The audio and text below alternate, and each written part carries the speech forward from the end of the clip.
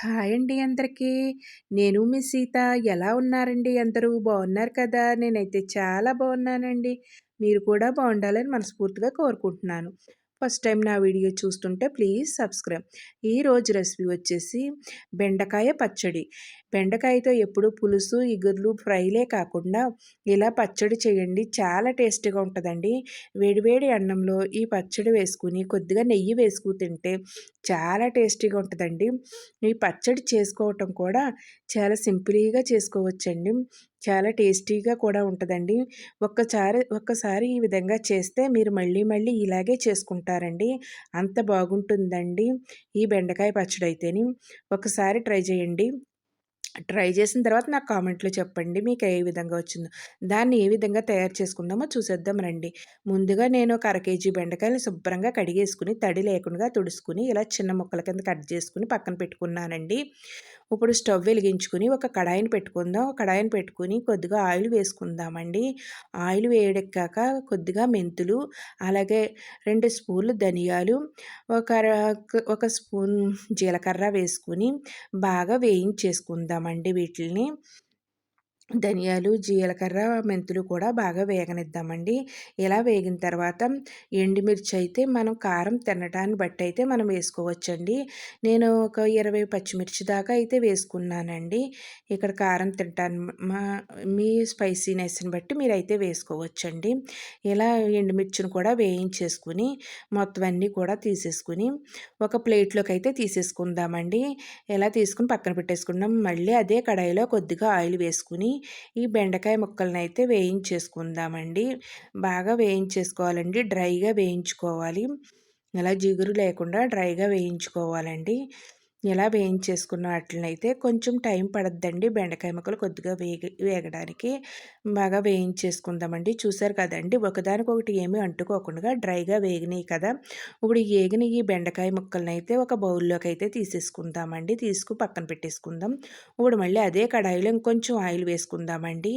Oil వేసుకుని 2 టమాటాలనైతే ఇలా ముక్కల కింద అయితే కట్ చేసుకున్నానండి. ఆ టమాటాలనైతే వేసేసుకుందాం. అందులోనే కొద్దిగా పసుపును కూడా వేసేసుకుందామండి. వేసేసుకొని బాగా కలిపేసుకుందామండి. అలా మొత్తం అంతా కూడా బాగా వేయించేసుకుందామండి టమాటాలనైతేని. కొద్దిగా ఇందులో అయితే ఒక నిమ్మకాయ సైజ్ అంత చింతపండునైతే వేస్తున్నానండి. అలాగే ఒక 10 ఎల్లుల్లి రెబ్బలను కూడా వేసుకుంటున్నానండి. పొట్టు తీసేసి వేసుకున్నాను. ఇయి కూడా వేసేసుకొని బాగా వేయించేసుకుందామండి. మూత పెట్టేసి బాగా మగ్గించేసుకుందామండి. మొత్తం అంతా కూడా గుజ్జులాగా అయితే అయిపోవాలండి. చూసారు కదండీ! ఈ విధంగా మొత్తం అంతా కూడా టమాటాలన్నీ వేగిపోవాలండి. ఇలా వేగిపోయాక స్టవ్ కట్టేసుకొని అది చల్లారనిద్దామండి. ఇప్పుడు మిక్సీ జార్ తీసుకొని మనం వేయించి పెట్టుకున్న ధనియాలు, ఎండుమిర్చి, జీలకర్ర, మెంతులు ఇలా పొడి కింద అయితే చేసుకుందామండి.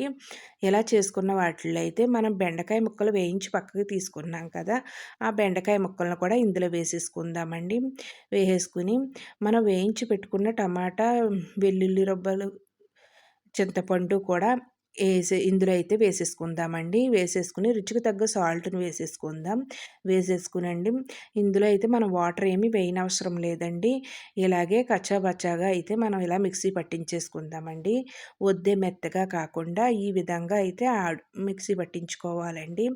చూసారు కదండీ! ఈ విధంగా మిక్సీ పట్టించేసుకున్నాక మనం ఎలాగైనా రైస్‌లో వేసేసుకోవచ్చండి. లేదంటే తాలింపు కూడా పెట్టుకోవచ్చండి. నేనైతే తాలింపు అయితే పెడుతున్నానండి. స్టవ్ వెలిగించుకొని చిన్న కడాయి పెట్టుకొని ఆయిల్ వేసుకున్నానండి. ఇప్పుడు ఇందులో కచ్చాబచ్చాగా దంచుకున్న ఎల్లుల్లి రబ్బలు, అలాగే ఒక స్పూను మినపప్పు, ఒక స్పూను శనగపప్పు, ఒక అర టీ స్పూన్ జీలకర్ర, అర టీ స్పూన్ ఆవాలు వేసుకున్నానండి. అలాగే 2 ఎండుమిర్చినైతే ఇలా చిన్న ముక్కల కింద అయితే కట్ చేసుకొని వేసుకున్నానండి. ఒక రబ్బ కరివేపాకును కూడా వేసేసుకొని బాగా వేయించేసుకుంటున్నానండి.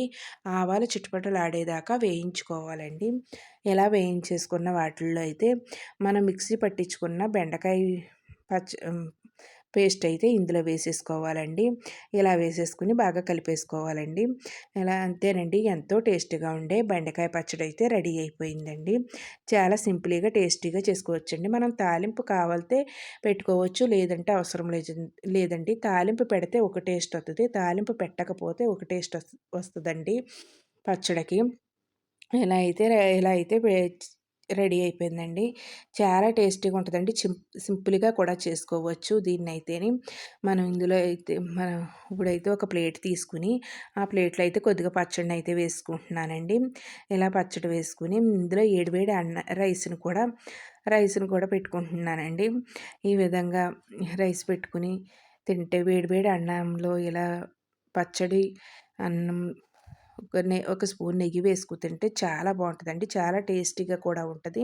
మీరు మీకు ఎప్పుడు పులుసులు, ఇగుర్లు, ఫ్రైలే కాకుండా బెండకాయతో ఇలా పచ్చడి చెయ్యండి. చాలా టేస్ట్‌గా ఉంటదండి. మీ ఇంట్లో వాళ్ళందరికీ కూడా చాలా నచ్చుతదండి. ఎప్పుడూ ఒకటే రకం కాకుండా. అలాగే నా వీడియో నచ్చితే మీ ఫ్రెండ్స్‌కి, రిలేటివ్స్‌కి షేర్ చేయండి. వీడియో చూసి లైక్ చేయండి. ఈ రెసిపీని ట్రై చేసి నాకైతే కామెంట్‌లో చెప్పండి. మీకైతే ఏ విధంగా వచ్చిందో. ఎంతో టేస్టీగా ఉండే బెండకాయ పచ్చడైతే చాలా బాగుంటుందండి. ఒక్కసారి ట్రై చేశారంటే మీరు మళ్ళీ మళ్ళీ ఈ విధంగానే చేసుకుంటారండి. అంత బాగుంటుందండి. హ్మ్. వీడియో చూసిన తర్వాత లైక్ చేయండి. బాయ్ అండి. నెక్స్ట్ వీడియోలో కలుసుకుందాం.